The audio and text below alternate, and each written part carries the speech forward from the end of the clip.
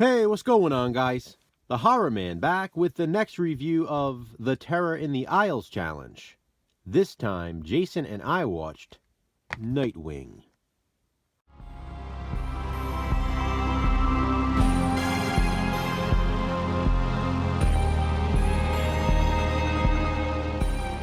You're not buying this superstition, are you? Nightwing is a 1979 horror film, and it's featured in Terror in the Aisles. There are a lot of moving parts to this one. It's pretty complex, but I'll try to keep the synopsis simple. The movie is set on an Indian reservation in New Mexico. Oil was found on the land, and a businessman from another tribe on another reservation would like to mine there. But Duran, the deputy of this reservation, wants to protect the sacred land. Meanwhile, animals on the reservation, and even people, are being found dead. They have bite marks all over their bodies, and they have been bled dry. A scientist, played by David Warner, equates this to the work of vampire bats. He is, in essence, a Van Helsing of sorts. His job is literally tracking and killing vampire bats. The reservation isn't safe at night when the sun goes down. That's when the bats prey on their victims.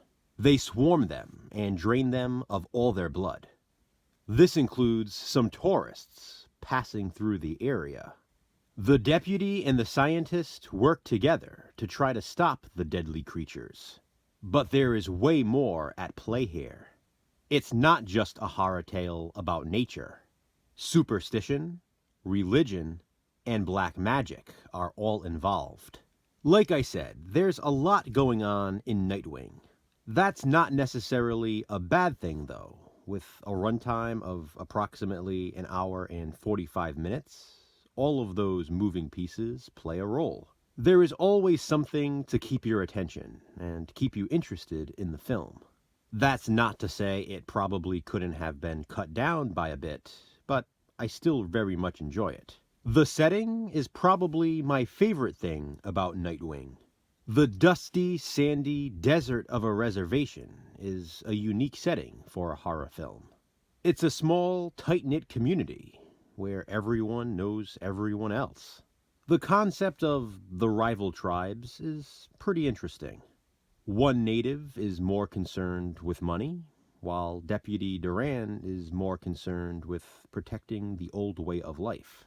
The attack scenes, although not as frequent as I would have liked, are pretty impressive. They remind me of the attack scenes from The Birds, which will actually be coming up in this challenge soon.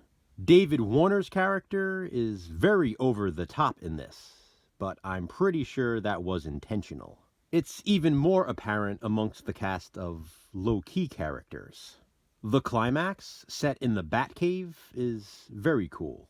Nightwing is more than a killer bat movie, and it definitely deserves more attention. I'm glad it was featured in Terror in the Aisles. This here is my Columbia Pictures VHS release, and I really like this cover art. And my relatable recommendation is The Pack.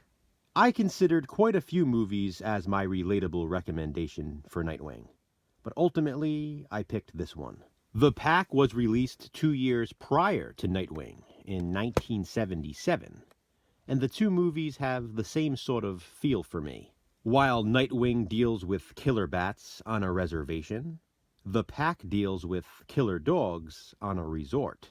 Both involve dead tourists. I like The Pack a lot, and it's another film, like Nightwing, that deserves more attention. I've also always loved the simplicity of this cover. This is a Warner home video VHS release. Have you seen Nightwing?